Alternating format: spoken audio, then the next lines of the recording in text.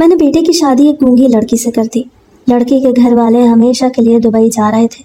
لڑکی والوں نے لاکھوں کا جہیز دیا۔ میں نے اپنی بیٹیوں کو ان کی شادی پہ دے دیا۔ میرا بیٹا بھی ایک خوبصورت لڑکی سے شادی کرایا۔ گونگی بہو کچھ بول بھی نہ پاتی، بس روتی رہتی اور ہم اس کے رونے پہ ہنستے رہتے، پر بھول گئے تھے کہ بے زبان کی بددعا فوراً عرش پہ جاتی ہے۔ اس بار اس گونگی سے جان چھڑانے ہم نے آنگن میں ایک کھڈا کھودا اور اسے زندہ دفنانے لگے۔ وہ روتے روتے زیر لب کچھ پڑھنے لگی۔ ابھی اس پہ مٹی ڈالنا شروع کی تھی کہ زور سے بجلی کڑکی اور میری آنکھوں کے سامنے میرے چپ کراؤ اس کا رونا میرے سر میں درد ہو گئی ہے۔ ہم سب گھر والے مل کے لاؤنج میں بیٹھے باتیں کر رہے تھے، تبھی مجھے ہلکی ہلکی رونے کی آواز سنائی تھی۔ میں سمجھ گئی تھی کہ یہ کوئی اور نہیں بلکہ میری بہو ہی رو رہی ہوگی۔ اسے رونے کے علاوہ اور کام کرنا بھی تو نہیں آتا تھا۔ میں نے بیٹے کو کہا، جا کے دیکھو، اپنی بیوی کو دماغ خراب کر کے رکھا ہے۔ اسے مڑ کے اپنی نئی بیوی کو دیکھا جو کچھ دن پہلے ہی اپنی من پسند کی لڑکی کے ساتھ شادی کر کے اسے گھر لایا تھا۔ مجھے اس کی شادی سے کوئی بھی اعتراض نہیں تھا، کیونکہ جب بیٹے نے میری بات مانی تھی تو میرا بھی پورا حق بنتا تھا میں اس کی بات کا بھرم قائم رکھوں اور اسے تنگ نہ کروں۔ ارے بہو سے کیا اجازت لے رہے ہو؟ جاؤ جا کے دیکھو حوریہ کو۔ ایک تو پہلے گونگی کچھ بول نہیں سکتی، اوپر سے اس کا رونا بھی دماغ میں لگتا ہے۔ میرے کہنے پہ عرفان اٹھا اور کمرے سے باہر چلا گیا۔ کچھ دیر بعد واپس آیا تو بہت پریشان تھا۔ کیا ہوا ہے؟ اس کی پریشان شکل دیکھ کے میں نے گھبراتے ہوئے پوچھا، جس پر منفی میں سر ہلا کے بولا، کیا عذاب میرے متھے ڈال دیا ہے آپ لوگوں نے؟ جا کے دیکھیں کیا کیا ہے۔ گلاس توڑ کے بیٹھی ہے اور پورا فرش خون ہوا پڑا ہے۔ میں نے اٹھ کے دیکھا تو واقعی میں وہ کچن کے کونے میں بیٹھی رو رہی تھی اور اس کے ہاتھ میں بہت شدید قسم کا شیشہ لگ کے کٹ لگا ہوا تھا۔ کیا تماشا لگایا ہوا ہے تم نے؟ یہ جان بوجھ کے کرتی ہو تم تاکہ ہماری توجہ لے سکو؟ میری بہو نے گھبرا کے مجھے دیکھا لیکن کچھ بولی نہیں۔ البتہ اس کی آپ کو میں وہ چلتی ہوئی بات میں نے پڑھ لی تھی۔ وہ یہی پوچھ رہی تھی کہ آپ کو میری تکلیف دکھائی نہیں دیتی؟ میں خود کو اتنی تکلیف صرف آپ کی توجہ پانے کے لیے دوں گی؟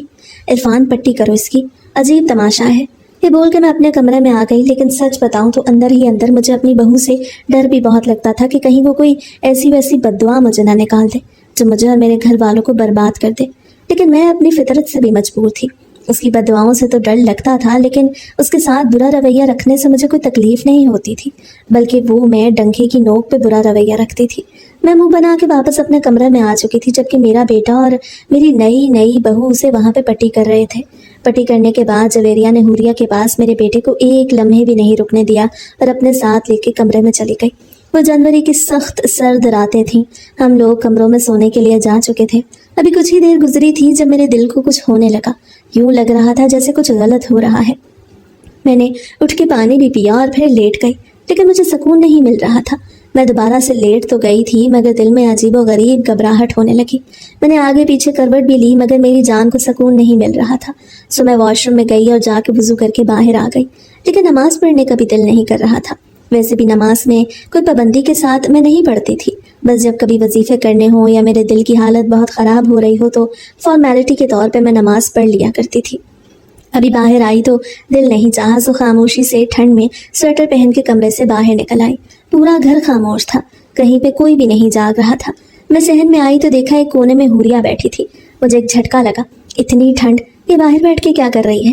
میں جلدی سے اس کے پاس گئی اور پوچھا، تم یہاں پہ کیا کر رہی ہو؟ وہ ایک دم ڈر گئی۔ اس کی آنکھیں بے حد سرخ ہو رہی تھی، جیسے وہ مجھے ابھی کچا چبانے کی کوشش کر رہی تھی۔ مجھے اس سے خوف بھی محسوس ہو رہا تھا، لیکن میں نے ہمت سے کام لیا اور پھر دوبارہ پوچھا، کیا کر رہی ہو باہر تم؟ میں جلدی سے اس کے پاس گئی اور پوچھا، تم یہاں پہ کیا کر رہی ہو؟ وہ ایک دم ڈر گئی۔ اس کی آنکھیں بے حد سرخ ہو رہی تھیں، جیسے وہ مجھے ابھی کچا چبانے کی کوشش کرے گی۔ مجھے اس سے خوف بھی محسوس ہو رہا تھا، لیکن میں نے ہمت سے کام لیا اور پھر دوبارہ پوچھا، کیا کر رہی ہو باہر تم؟ اس بات پہ وہ اپنی جگہ سے اٹھ کھڑی ہوئی اور پھر جھولی اٹھا کے اپنی گونگی آواز میں کچھ کہنے لگی۔ صاف ظاہر تھا کہ وہ مجھے بددعائیں دے رہی ہے۔ میں نے ایک جھٹکے سے اس کی جھولی نیچے پھینکی اور غصے سے بولی، تم میں تمیز نہیں ہے؟ بددعائیں دیتی ہو مجھے؟ میں تمہارے شوہر کی ماں ہوں۔ لیکن اس کی آنکھوں سے مسلسل آنسو بہہ رہے تھے، ساتھ ہی ساتھ وہ مجھے بددعائیں بھی دے رہی تھی۔ یہ دیکھ کے میرا دل بڑا خراب ہوا۔ تمہاری جرت کیسے ہوئی کہ تم مجھے اور اپنے شوہر کو بددعائیں دے رہی ہو؟ تمہارا انجام تو بہت برا ہوگا۔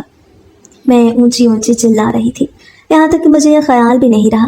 اس وقت رات کافی ہو چکی ہے اور اگر میں تھوڑی سی بھی بات کروں گی تو میری آواز بہت دور تک جائے گی۔ تبھی حوریہ نے اشاروں سے کچھ کہنا شروع کیا۔ پہلی مرتبہ تو میں نہیں سمجھی، تبھی وہ دوبارہ پھر اشارے کرنے لگی، جس سے واضح پوچھ رہی تھی کہ میں نے ایسی کون سی غلطی کر دی جو آپ لوگ میرے ساتھ اتنا برا رویہ رکھتے ہیں؟ میں نے تو کبھی بھی کسی کے ساتھ برا نہیں کیا۔ یہ سنتے ہی مجھے بہت غصہ آیا۔ मैं आगे बढ़ी और एक जोरदार थप्पड़ उसके चेहरे पे लगाया। मैं ये अच्छी तरह जानती थी कि जो कर रही हूँ बुरा कर रही हूँ, लेकिन फिर भी मुझे गुस्सा इस बात का था कि वो कल की आई लड़की मेरे सामने अपनी जुबान चला रही है। हमारी तो कभी भी जरूरत नहीं हुई थी कि हम अपनी सोच के आगे जुबान तो दूर की बात उन्हें पलट के जवाब भी दें। फिर वो क्यों मुझे जवाब दे रही थी? मैंने उसे थप्पड़ मारा तो दीवार के साथ जा लगी। वहीं दीवार के साथ बाल्टी रखी थी जो थी भी स्टील की। जब नीचे गिरी तो काफी शोर पैदा हुआ, जिससे सभी अपने कमरों से उठ के बाहर आ गए। अम्मा क्या हो रहा है ये? इरफान ने संजीदगी से पूछा तो मुझे और कुछ न सूझा। मैंने झूठ बोल दिया कि ये लड़की मेरे साथ बदतमीजी कर रही है। वो एकदम से आगे आया और बोला, क्या बदतमीजी की है अम्मा इसने आपके साथ, बताएं मुझे। लेकिन मैं खामोशी से खड़ी रही। यूं ही करते करते अपनी आंखों से आंसू भी निकाल लिए, जिन्हें देख के मेरा बेटा एकदम से पागल हो गया और फिर अपनी बीवी को आओ देखा ना ताओ बुरी तरह से पीटने लगा। हम सब एक जानिब खड़े थे जबकि वो हुरिया की वहशियों की तरह मार रहा था। किसी ने भी इरफान को रोकने की कोशिश नहीं की थी। उसे मार रहा था तो हुरिया अपने बचाव में भी हाथ पांव हिला रही थी। क्यों नहीं करते करते हुरिया का हाथ इरफान के चेहरे पे लग गया, जिसने उसकी गैरत को एकदम से ललकारा। वो पेश तेश में आते हुए आगे बढ़ा और उसने हुरिया की पूरी कुव्वत से बाल अपनी मुट्ठी में लेके जकड़ के उसका सर दीवार के साथ दे मारा। वहीं पे हुरिया की बोलती बंद हो गई और वो पूरी कुव्वत से अपना सर थाम के नीचे जमीन पे बैठ गई। इर्द गिर्द खड़े हम सभी उसे देख रहे थे। किसी का भी बस नहीं चल रहा था कि फौरन से उसे वहां से कहीं दूर फेंक के आ जाए। हुरिया के सर से खून भी बह रहा था, लेकिन हमें कहाँ पे होश था उस वक्त। हम सभी तो फिरौन बने हुए थे। अम्मा सिर्फ उसके कहने पर मैंने इस खबीस औरत से शादी की। मैं मजीद इसके साथ नहीं रह सकता। नफरत है मुझे इसकी शक्ल से। मैं इसे जान से मार दूंगा। इरफान ऊंची से चिल्लाया। मेरे दिल को कुछ भी नहीं हुआ। ना जाने कहाँ से मेरे दिल की जगह पत्थर आ गया था। मिटाओ इसे सफ़ाए हस्ती से, हमें ज़रूरत ही नहीं इसकी। बिला वजह ही जान का अजाब बनी हुई है। एक है गूंगी और दूसरा बोल बोल के हमारा दिमाग खाती है। ये कहते ही इरफान की दूसरी बीवी जवेरिया थी, वो आगे बढ़ी और उसने भी हुरिया के बाल अपनी मुट्ठी में जकड़े। फिर मुड़ के इरफान की जानिब देखते हुए बोली, उधर क्यारी में ही कब्र बनाओ इसकी, बिला वजह जलील करके रखा हुआ है। यहीं गाड़ो इसे ताकि ना रहे बांस और ना बचे बांसुरी। जवेरिया ने तो ये बात ऐसे अंदाज में कही थी, लेकिन वो नहीं जानती थी कि इरफान उसकी ये बात सच कर दिखाने के लिए कुछ भी कर गुजरेगा। वो फौरन से स्टोर रूम में गया और वहां से मिट्टी खोदने वाले औजार लेके आया। हम में से किसी ने भी उसे मना नहीं किया। वह अब क्यारी में मिट्टी खोद रहा था, जबकि हुरिया एक जानिब होश में मगर काफी निढाल होके पड़ी थी। उसे तो बोला भी नहीं जा रहा था, बस खामोशी से इरफान को मिट्टी खोदते हुए देख रही थी। तकरीबन 15 मिनट में ही एक अच्छा खासा गड्ढा बन गया जिसमें हुरिया पूरी आ सकती थी। इरफान सोच लो। वो आगे बढ़ने लगा तो मैंने अपनी सी कोशिश करते हुए कहा, जिसमें वो सर नफी में हिला के बोला, बस अम्मा, मैं इस रोज रोज के वबाल से जान छुड़वाना चाहता हूँ। थक गया हूँ मैं। ये जवेरिया भी इस औरत की वजह से बहुत लड़ती है मुझसे कि तुम उसे वक्त देते हो, हालांकि आप अच्छी तरह जानती हैं कि मैं कितना वक्त देता हूँ हुरिया को। मैं अपनी ज़िंदगी को मज़ीद मुश्किल नहीं बनाना चाहता। आपके कहने पे मैंने निकाह तो कर लिया, लेकिन इससे आगे मुझसे कोई भी उम्मीद ना रखें। मैं भी खामोश हो गई क्योंकि मुझे समझ आ गया था उसे मैं बिल्कुल भी नहीं रोक सकती। वो अपनी मर्जी का मालिक खुद था। दूसरा, मुझे भी हुरिया के साथ कोई इतनी ज़्यादा हमदर्दी नहीं थी जो उसे बचाने की खातिर मैं अपने बच्चे को तंग करती। खड़े हो के मैं भी थक चुकी थी, सो बरामदे में पीछे चारपाई पे जाके बैठ गई और अगला तमाशा बड़े जज्ब के आलम में देखने लगी। इरफान ने हुरिया की कलाई थामी और उसे घसीटता हुआ गड्ढे के पास ले गया, जबकि वो बार बार नफी में सर हिला के उसे मना कर रही थी। साफ जाहिर था कि बोलने की हिम्मत भी उस लड़की में ख़त्म हो चुकी थी। उसके बार बार इनकार करने के बावजूद इरफान ने एकदम से उसे धिक्का दे के गड्ढे के अंदर गिरा दिया। जैसे ही वो गड्ढे के अंदर गिरी, हुरिया ने एक जोरदार चीख मारी, यहाँ तक कि मैंने भी बेबस होकर अपने कानों पे हाथ रख लिए। इरफान ने हुरिया की कलाई थामी और उसे घसीटता हुआ गड्ढे के पास ले गया, जबकि वो बार बार नफी में सर हिला के उसे मना कर रही थी। साफ जाहिर था कि बोलने की हिम्मत भी उस लड़की में ख़त्म हो चुकी थी। उसके बार बार इनकार करने के बावजूद इरफान ने एकदम से उसे धिक्का दे के गड्ढे के अंदर गिरा दिया। जैसे ही वो गड्ढे के अंदर गिरी, हुरिया ने एक जोरदार चीख मारी, यहाँ तक कि मैंने भी बेबस होकर अपने कानों पे हाथ रख लिया और इरफान को घूरते हुए बोली, क्या तमाशा लगाना चाह रहे हो रात को? सारे मोहल्ले वाले आ जाएंगे, फिर हम क्या जवाब देंगे उन्हें? मुंह बंद कराओ इसका। एक तो इसे रखना मुश्किल है, ऊपर से इससे जान छुड़वाना और भी मुश्किल अमल है। मेरी बात सुनते ही इरफान ने अपनी दूसरी बीवी जवेरिया के गले में लपेटा हुआ दुपट्टा उतार के हुरिया के मुंह के इर्द गिर्द बांध दिया। अब तो उसकी बिल्कुल भी आवाज़ सुनाई नहीं दे रही थी, लेकिन दबी दबी सिसकियां फिर भी सुनी जा सकती थी। उसे गड्ढे में बमुश्किल बिठा के उसने जवेरिया को बोला कि तुम ऊपर से मिट्टी डालना शुरू करो। जवेरिया ने मिट्टी डालना शुरू भी कर दी, लेकिन हुरिया की हालत काफ़ी ख़राब थी। एकदम से मेरे दिल को कुछ हुआ कि मैं इरफान को रोक दूँ, वो इस बच्ची के साथ ये सब कुछ ना करे, लेकिन अगले ही लम्हे रुक गई, क्योंकि अगर मैं उसे रोकती तो वो हुरिया की सारी जिम्मेदारी मेरे ऊपर डाल देता कि आपने ही उसे बचाया था और अब आप ही संभालें। मैं खामोशी से अपना मुंह बंद करके बैठी रही, कोई पहल नहीं की। अचानक से मौसम भी ख़राब होने लगा, हालांकि दूर दूर तक ख़राब मौसम होने का कोई भी चांस दिखाई नहीं दे रहा था। पहले हल्की हल्की आंधी चली, फिर तूफान और बिजली की गरज चमक। ये पूरा माहौल बड़ा अजीब बना हुआ था। मेरे दिल को हौल भी उठ रहे थे। तकरीबन हुरिया को आधा मिट्टी में गाड़ दिया गया। मैं भी ये तमाशा देख देख के थक गई थी। मैंने इरफान से कहा, जल्दी करो, बिला वजह नींद ख़राब हो रही है। अभी मैं ये बोल के खामोश ही हुई थी जब ज़ोर ज़ोर से हमारे घर का दरवाज़ा बजने लगा। हम सब घर वाले एकदम से चौंक गए। अब हर कोई परेशान था कि रात के इस पहर 4 बजे यहाँ पे कौन आ गया, और हम सभी में से किसी की भी हिम्मत नहीं हो रही थी कि जाके दरवाजे पे देखे। इरफान, जाओ तुम देखो। मैंने उससे इशारा किया तो वो भी काफ़ी डरा हुआ था। एक लम्हे के अंदर अंदर ही उसका पूरा चेहरा पसीने में भीग चुका था। मेरी बात पे उसने आगे बढ़ के सहन की लाइट बुझा दी और हम सब से कहा कि आप लोगों ने शोर नहीं करना, मैं बाहर देख के आता हूँ। हम लोग अपना सांस रोके इंतज़ार कर रहे थे कि पता चले बाहर दरवाजे पे कौन खड़ा है। कुछ देर बाद इरफान ने दरवाज़ा खोला तो सामने पुलिस वाले खड़े थे। ये देख के हम सब की सांस एकदम से खुश्क हो गई। चूँकि पुलिस हमें इतने अंधेरे में देख तो सकती नहीं थी, मगर हम पुलिस को वाज़े तौर पे देख रहे थे। क्या आपका नाम इरफान है? इरफान ने हाँ में सर हिलाया तो पुलिस वालों ने बगैर सोचे समझे या पूछे उसके हाथों में हथकड़ी लगा दी। ये देख के मैं मजीद सब्र न कर सकी और भागती हुई दरवाजे के पास आई। मुझे देख के पुलिस ने हैरत से उसे देखा, फिर पूछा, कौन है ये? मोहतरमा, वो जल्दी से बोला, मेरी माँ है। मगर आप लोगों ने मुझे गिरफ्तार क्यों किया? कम से कम ये तो बताएं कि मेरा गुनाह क्या है। मगर पुलिस वाले उसका गुनाह बताने के बजाय उसे गर्दन से दबोचा और घर के अंदर दाखिल हुए। ये देख के मेरा हलक एकदम से खुश्क हो गया। मुझे समझ नहीं आ रही थी मैं क्या करूं, क्योंकि वो पुलिस वाले अगर घर के अंदर दाखिल हो जाते और सहन की बत्ती बुझा के देखते तो उन्हें दिखाई दे जाता हम लोग हुरिया के साथ क्या कर रहे हैं, और ये देखने के बाद वो हमारे साथ क्या कुछ नहीं करते। ये सोच सोच के ही मेरा तो दिमाग घूम रहा था। देखें आप, ऐसे कैसे हमारे घर के अंदर दाखिल हो सकते हैं? पहले आपने मेरे बेटे को हथकड़ी लगा दी, मैंने जल्दी से कहा, क्योंकि मैं उन्हें कोई मौका ही नहीं देना चाहती थी। बेहतर था कि वो वहीं पे खड़े होकर मेरी बात सुनते। तभी पुलिस का एक एहलकार संजीदगी से बोला, बीबी पीछे हो जाओ, तुम्हारा बेटा जो करतूत कर रहा है हमें बड़ी अच्छी तरह से पता है। ये ना हो कि हम लोग आप सबको भी उसके साथ गिरफ्तार कर लें। मगर हुआ क्या है ये तो बताएं, ऐसा क्या गुनाह कर दिया है मेरे बेटे ने जो आधी रात को 4 बजे तुम लोग उसे गिरफ्तार करने आ गए हो, और आधी रात को 4 बजे तुम लोगों को ये ख्याल नहीं आता कि तुम लोग लड़की के साथ क्या कर रहे हो? पुलिस वाला इंतहाई गुस्से से बोला। ये बात सुन के मैं जहाँ खड़ी थी वहीं खड़ी रह गई। मुझ में इतनी हिम्मत ही ना थी कि मैं मजीद उसकी किसी बात का कोई जवाब दे सकूं। क्या कह रहे हो तुम लोग? कौन सी लड़की? किसकी बात कर रहे हो? लेकिन उन्होंने बात का जवाब देने के बजाय अंदर आने को अहमियत दी। मैं एकदम से डट के दरमियान में खड़ी हो गई और संजीदगी से बोली, जो बात है घर के बाहर रह के करो, खबरदार अंदर आने की कोशिश की तो तुम लोगों के पास कोई परमिट है नहीं कि तुम लोग मेरे घरों के अंदर दाखिल हो। बीबी अपनी हद में रहो, इससे पहले हम तुम्हारे साथ कोई बदतमीजी करने की कोशिश करें, बेहतर है कि तुम हमें हमारा काम करने दो। मगर मैंने भी उन्हें आगे नहीं आने दिया और डटी रही। संजीदगी से बोली, हाथ लगा के देखो मुझे, औरत हूँ और तुम लोग जितने भी हो यहाँ पे मर्द हो, कोई भी मुझे छू नहीं सकता। तभी पीछे से एक लड़की निकल के आई और मुस्कुरा के बोली, मोहतरमा मैं यहाँ पे मौजूद हूँ, हमने भी कोई कच्ची गोलियाँ नहीं खेली। तुम जैसों को हम दिन में कितनी ही मर्तबा तारे दिखाते हैं, बेहतर है अब साइड पे हो जाओ, इससे पहले मैं तुम्हारे साथ कोई ज़बरदस्ती करूँ। ये देख के तो मेरे औसान ही खता हो गए, क्योंकि वहाँ पे अंधेरा था तो मैं उन सबको वाज़े तौर पे नहीं देख सकती थी। अब हो रही हो पीछे या तुम्हारे बालों से पकड़ के तुम्हें एक तरफ करूँ। जो कुछ करवा रही हो मुझे यकीन है कि ये तुम बुढ़िया ही करवा रही होगी। पहले मुझे बताओ कि हम लोग करवा क्या रहे हैं?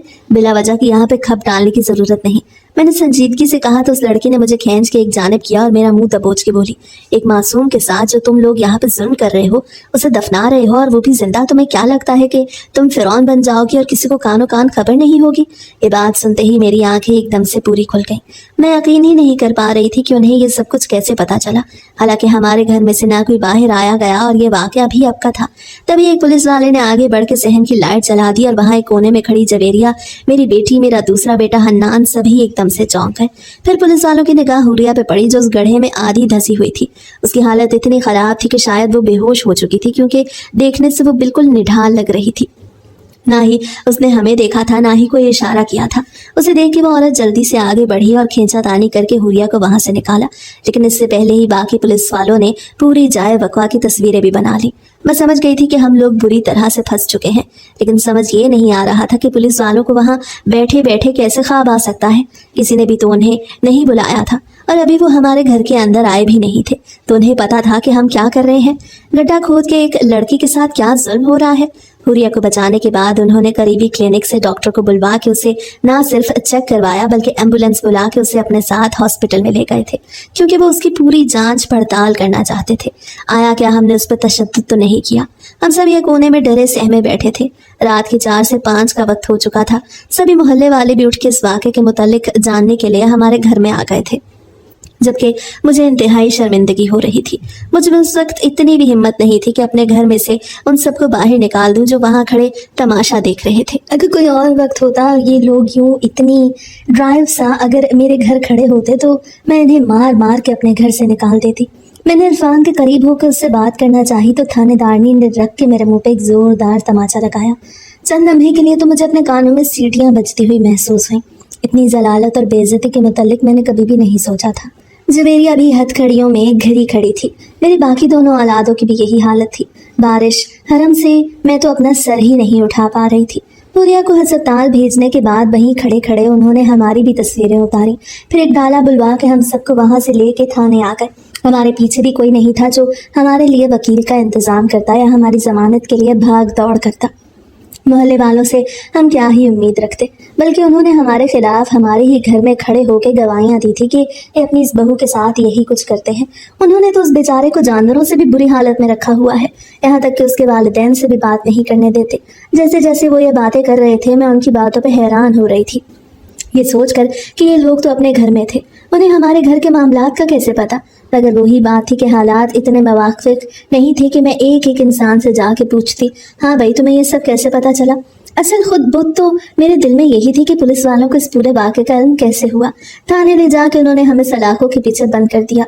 हम सबको अलग अलग सेल में रखा गया और हमारे खिलाफ उन्होंने बहुत इंतहाई पर्चे काटे। इक़दाम कत्ल, इक़दाम तशद्दुद और ना जाने कौन कौन से इल्ज़ामात थे जो खड़े खड़े हम पे लग गए थे।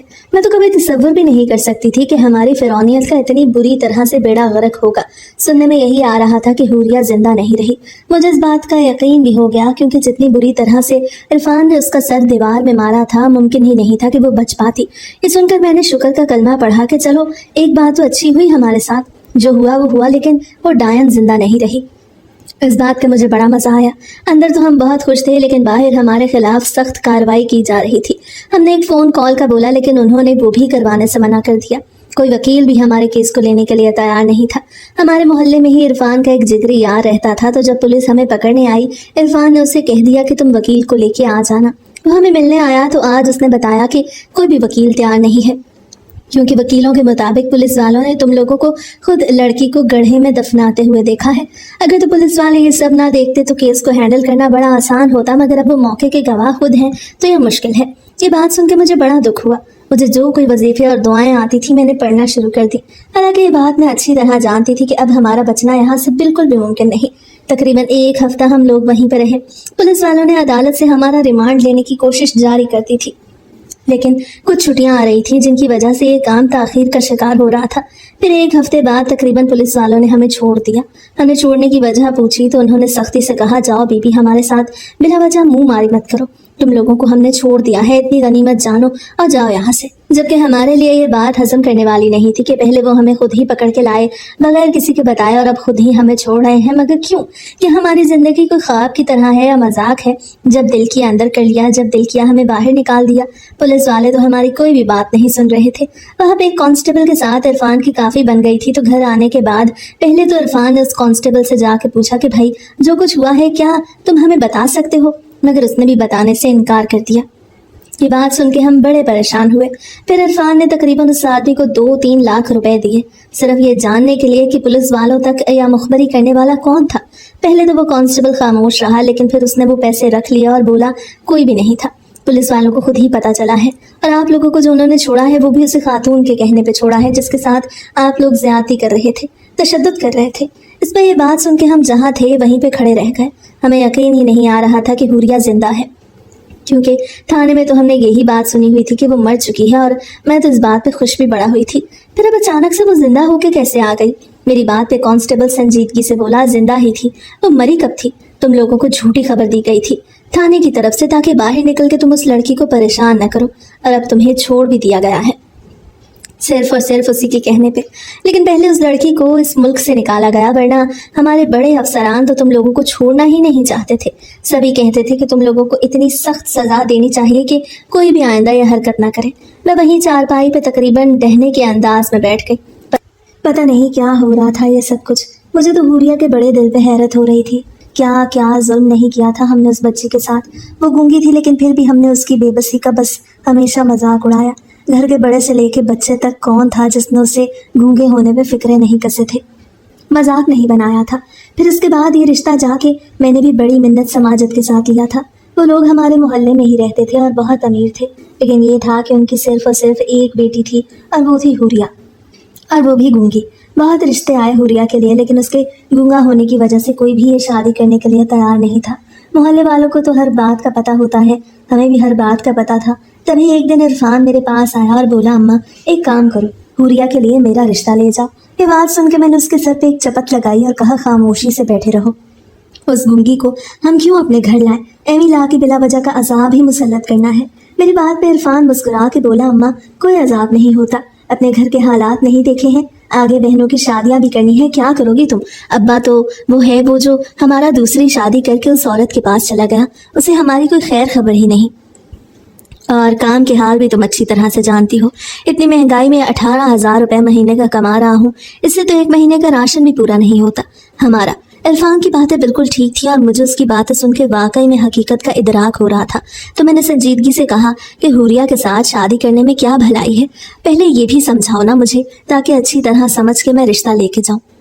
अब मुस्कुरा के बोलना, देखना अम्मा इतने अमीर हैं, अच्छा भला जहेज देंगे, जहेज ना भी दे तो कोई सोना वगैरह तो देंगे ही ना। इसके अलावा हम भी अपनी फरमाइश कर देंगे, जब उनकी गूंगी बेटी को लेके जाएंगे। ये तो हमारी ख्वाहिशात पूरी करना तो बनता है, फिर बाद में किसी और लड़की के साथ शादी कर लूंगा, मुझे भी कोई एतराज नहीं। तकरीबन 2 दिन लगे थे इरफान ने मुझे मनाने के लिए, और मैं भी मान गई। हम लोग जब हुरिया का रिश्ता लेके गए तो पूरे मोहल्ले में ये बात फैल चुकी थी, मगर हमें कोई फर्क ही नहीं पड़ता था। हम सिर्फ अपना उल्लू सीधा करना जानते थे। रिश्ता लेके गए तो हुरिया के माँ बाप भी बड़े हैरान थे, और हमसे यही पूछा, तुम लोग हमारी बच्ची को बचपन से जानते हो, वो गूंगी है, लेकिन फिर भी उसके लिए रिश्ता क्यों लाए हो? इस पे मैंने बुर्दबारी से कहा, देखे भाई साहब, अब वो गूंगी है या ठीक बोलती है ये तो अल्लाह की देन है ना, हमारे इख्तियार में तो कुछ नहीं। बाकी देखने में इंतहाई खूबसूरत है, सुगड़ है, पढ़ी लिखी समझदार है, हमें और क्या चाहिए? जब जब उस बच्ची का रिश्ता वापस मुड़ के जाता था मुझे तो बड़ी तकलीफ होती थी, बड़ी दुआएं की थी मैंने इस बच्ची के लिए, लेकिन अब जो अल्लाह की मर्जी, कहीं पे रिश्ता नहीं हो सका। तो एक दिन यूं ही बैठे बैठे मैंने इरफान से पूछा, बेटा अगर मैं इसे अपनी बहू बना के ले आऊं तो तुम्हें तो कोई एतराज नहीं होगा? मेरा बच्चा भी बड़ा फर्मा बरदार है। इतने ही फर्मा बरदारी से बोला, माँ मुझे क्यों एतराज होगा, तुम्हारी पसंद होगी और मुझे तुम्हारी पसंद पे खुशी होगी। एतराज होने के बजाय बस हम लोग आ गए हैं सवाल करने, अब आप लोगों पे है, आप हमारे सवाल का जवाब देते हैं या हमें खाली हाथ लौटाते हैं। मैंने अच्छी तरह उन्हें प्रेशराइज करने की कोशिश की, और वो हो भी गए थे। ठीक 3 दिनों बाद उन्होंने इरफान का रिश्ता कबूल कर लिया, और फिर उन्होंने 1 महीने के अंदर अंदर शादी करने का कहा। हमारे तो हाथ पांव फूल गए, लेकिन अभी हमारा तो कोई भी बंदोबस्त नहीं था। ये बात हमने उन्हें बताई तो उन्होंने साफ इनकार कर दिया, आप लोग कुछ न करें, हमारा जो कुछ है हमारे बच्चों का ही है। हमारी बेटी की दुबई में नौकरी हो गई है और वो हमें अपने पास बुला रहा है। हम अपनी बच्ची का यहाँ पे फर्ज अदा करके जल्द से जल्द जाना चाहते हैं, तो बेहतर है आप लोग कुछ भी ना करें, हम लोग सारा कुछ देख लेंगे। हमें क्या चाहिए था, हम मान गए। बाकी शादी के जितने भी मामला थे वो उन्होंने ही देखे, अलबत्ता वो हमसे मशवरा ज़रूर कर लेते थे, और हम अपने मशवरे में जो हमें अच्छा लगता कह देते, जो ना अच्छा लगता है साफ मुंह पे इनकार कर देते। सिर्फ इतना ही नहीं, उन्होंने बेइंतहा जहेज दिया था, यहाँ तक कि 10 डिनर सेट और ना जाने कितने ही बिस्तर। शादी के ऊपर हुरिया हमारे घर में आ गई थी। पहले 3-4 दिन तो हम उसके साथ बहुत अच्छे रहे, पूरे घर में उसे हाथों का छाला बना के रखा। ये देख के उसके माँ बाप बड़े खुश होते और तकरीबन हमारे पैरों में बिछने वाला हौल होता। उनका बहुत शुक्र अदा करते और हमें इतनी दुआएं देते। लेकिन उसकी शादी के 1 हफ्ते बाद जैसे ही वो दुबई गए, हम लोगों ने एकदम से हुरिया के ऊपर अपना दस्ते शफकत उठा लिया। अब उसे हम हर घर का पूरा काम कराते। पहले तो वो हैरान होती तो मैं उसे डांट के कहती कि सिर्फ पहले दिन के ही चौंचले होते हैं, बाद में लड़की को अपना घर बार संभालना पड़ता है। वो खामोश हो जाती। उसकी ये बात बहुत अच्छी थी कि वो ना करती या इनकार नहीं करती थी, ना ही आगे से जवाब देती थी। उसे कुछ भी कहते रहो खामोशी से बर्दाश्त करती रहती थी। दिन रात हम उसे यही ताने देते कि तुम तो गूंगी हो, अगर हम तुम्हें अपने घर ना लाते तो तुम्हारा क्या बनता। फिर इसके बाद मेरी बेटियों के भी अच्छे रिश्ते आने लगे। मैंने 2 बेटियों का रिश्ता तय करके जब चाहे उसकी बारी आई तो हुरिया का ही सारा सामान उठा के अपनी बेटियों को दे दिया। वो इतने सब्र वाली लड़की थी कि तब भी उसने एक कलमा मुंह से नहीं निकाला या ये नहीं पूछा कि ये मेरा सामान था, आप लोगों ने मेरी नंदों को क्यों दे दिया। और अगर वो पूछती भी तो कौन सा मैंने उससे उसके सवालों का जवाब दे देना था। हमारे घर में तो एकदम से लक्ष्मी आ गई। बहुत सोना भी डाला था। अब मेरा बेटा कमाने के बजाय वो सोना थोड़ा बहुत भेजता और हमारा 2-3 महीने अच्छा गुजारा हो जाता। यही करते करते शादी कुछ हो चुकी थी। ये माँ मैंने हुरिया खून पे तो क्या बात करती अपने माँ बाप के साथ। वीडियो कॉल पे होती तो मैं उसके पास बैठी रहती, एक लम्हा भी इधर से उधर ना होती। जहाँ वो कहीं रोने लगती तो फौरन से मोबाइल उसके हाथ से छीन के कहती, देखे भाई साहब आपने हमारी बहू को रुलाया है, वो बहुत याद करती है और फौरन से जाके आप दुबई बैठ गए हैं। इस बात पे हुरिया के माँ बाप भी शर्मिंदा हो जाते, लेकिन वो भी क्या कर सकते थे। खैर इसके बाद एक दिन इरफान ने मुझे बताया कि वो किसी लड़की को पसंद करता है और उससे शादी करना चाहता है। मैंने हैरत से इरफान को देखा तो वो नरमी से बोला, अम्मा क्या हो गया है, मैंने तो पहले ही कहा था मैं सिर्फ हुरिया से शादी आप लोगों के लिए कर रहा हूँ। अब मुझे कोई और अच्छी लग गई है तो आप लोग मेरा साथ नहीं दे रहे। वो भी बड़ी अच्छी होगी, इससे घर के काम वाली बना लो बेशक और उससे अपनी बहू समझ लेना। जैसे इरफान पहले मुझे अपनी बातों में उलझाता था, अब की बार भी उसने यूं ही अपनी बातों में मुझे उलझा लिया। हम सभी घर वाले तैयार होकर इरफान का निकाह करवाने के लिए चले गए। निकाह हमने कोर्ट में ही रखा था और हुरिया को नहीं बताया था कि हम क्या करने जा रहे हैं। शाम को घर वापस आए तो इरफान के साथ उसकी नई नवेली दुल्हन जवेरिया भी थी। उसे देख के पहले तो खामोश हो गई, फिर मुझसे इशारों में पूछा कि कौन है ये, तो मैंने हंस के कहा सौकन है तुम्हारी, पता नहीं चल रहा देख के, तुम्हारा खसम ब्याह आया है एक और को। वो काफी रोई लेकिन हमें उसके रोने की क्या परवाह थी। फिर उसने जवेरिया ने भी हमसे ज्यादा जुल्म और तशद्दुद करना शुरू कर दिया। वो कभी भी एक लम्हा भी हुरिया के पास इरफान को नहीं जाने देती थी, पूरा वक्त अपने पास ही बिठाए रखती थी, यहाँ तक कि हमारे पास भी बहुत कमाने देती थी, मगर हमें इस बात की परवाह ही नहीं थी। जबकि वो बच्ची पूरा दिन घर के काम करती, संभालती, हर एक को खाना बना के देती, हर एक की बातें मानती। जवेरिया को वहाँ आए तकरीबन 2 महीने हो चुके थे और उन 2 महीनों में उसने हुरिया को इतना जिज किया, इतने काम कहे, इतना जलील किया। जब इतना सब कुछ करने के बावजूद उसका पेट नहीं भरा तो इरफान को उसके खिलाफ भड़काने लगी। और उस दिन जो इरफान उसे मिट्टी में दफना रहा था या मेरे दिल में हुरिया के लिए फिरौनियत थी, वो सारा कुछ जवेरिया का किया धरा था। हाँ, हम लोग खुद भी इसमें शामिल थे, लेकिन ज्यादा हमें भड़काने वाली जवेरिया थी। उस रात जब हम लोग ये काम कर रहे थे तब पुलिस वालों को ये सब कुछ कैसे पता चला। जब हमने कांस्टेबल से इस मुतालिक पूछा तो वो बताने से इनकार कर रहा था, लेकिन मुसलसल मिन्नत समाजत के बाद उसने बिलाकर बताना शुरू किया कि हमारा कोई ऑपरेशन था, एक मुजरिम था जो छुपा हुआ था, लेकिन हमें वो मिल नहीं रहा था। मुजरिम भी बहुत हाई प्रोफाइल था। उसे ढूंढने के लिए हम रात को पूरे शहर में ड्रोन कैमरे उड़ा देते कि कहीं भी अगर वो रात के अंधेरे में भागने की या निकलने की कोशिश करे तो उसके चेहरे की शनाख्त फौरन हो जाए और हमें उसकी लोकेशन का इल्म हो जाए। तकरीबन 3 दिन हो गए थे। 3 दिनों से हम उस आदमी को तलाश करने की कोशिश कर रहे थे, मगर हमें कुछ भी नहीं मिला। पूरी रात हमें हमारी टीमें दफ्तर में चाकू चौबंद रहती और हर वक्त मॉनिटर को गौर से देखती रहती। तभी जब ड्रोन तुम लोगों के घर के ऊपर से जा रहा था तो हम लोगों ने एक अजीब मंजर देखा। सभी लोग सहन में खड़े हैं और किसी लड़की को मिट्टी में गाड़ने की कोशिश कर रहे हैं। वो ड्रोन बहुत हाई क्वालिटी के थे तो हम स्क्रीन पे सब कुछ बड़ा वाज़े देख पा रहे थे। उसी वक्त हमारे अफसरान आप लोगों के घर आए और आप लोगों को हथकड़ियाँ लगा के अपने साथ ले गए। शायद ये मामला इतनी जल्दी ख़त्म ना होता, लेकिन जिस लड़की के साथ तुम लोगों ने जुल्म किया था उसे तुम सबको माफ़ कर दिया और कहा कि वो इन सब की ज़िंदगी वैसे बर्बाद नहीं करना चाहती जैसे उन्होंने उसकी ज़िंदगी बर्बाद करने की कोशिश की थी। उसने हमसे सिर्फ यही दरख्वास्त की कि मुझे मेरे वालिदैन के पास दुबई भिजवा दिया जाए और उनसे मुझे तलाक लेके दे दी जाए। اور کبھی بھی انہیں یہ بات نہ بتائی جائے کہ میں زندہ ہوں، بلکہ یہی بتایا جائے کہ میں مر گئی ہوں۔ اس کے علاوہ اسے اور کچھ بھی نہیں چاہیے۔ ہمارے افسران نے اسے بہت سمجھانے کی کوشش کی کہ ان مجرموں کو ان کے انجام تک پہنچنا چاہیے، مگر اس نے صاف صاف انکار کر دیا۔ یہ سب کچھ اس نے لکھ کے اپنا حلفی بیان دیا تھا کہ وہ آپ لوگوں کو معاف کر چکی ہے۔ اب ہمارے افسران کے پاس اور کوئی چارہ نہیں تھا سوائے اس کے کہ وہ آپ لوگوں کو چھوڑ دیتے، سو انہوں نے وہی کیا اور آپ لوگوں کو چھوڑ دیا۔ تو کیا حوریہ ابھی بھی یہاں پہ ہے یا نہیں؟ تو کانسٹیبل نے نفی میں سر ہلایا اور کہا نہیں، وہ جا چکی ہے، یہ بول کے کہ وہ بھی وہاں سے چلا گیا۔ جبکہ اس وقت تو ہمیں اپنے کیے پہ پچھتاوا نہیں ہوا، لیکن ٹھیک 1 سال بعد جب میری بہو جویریہ ماں نہ بن سکی، ڈاکٹروں نے جواب دے دیا کہ یہ ماں نہیں بن سکے گی۔ میری بیٹی کا کہیں پہ رشتہ نہیں ہو رہا تھا۔ میرے پورے جسم میں عجیب سی بیماری پڑ گئی تھی کہ ہر ایک کو مجھ سے بدبو آتی تھی۔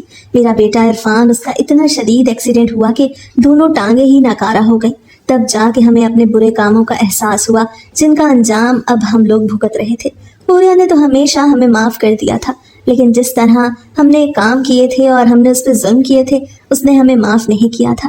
اب ہر دن سوائے معافی مانگنے کے میری زبان پہ کوئی اور لفظ نہیں آتا، مگر اب تو دیر ہو چکی ہے۔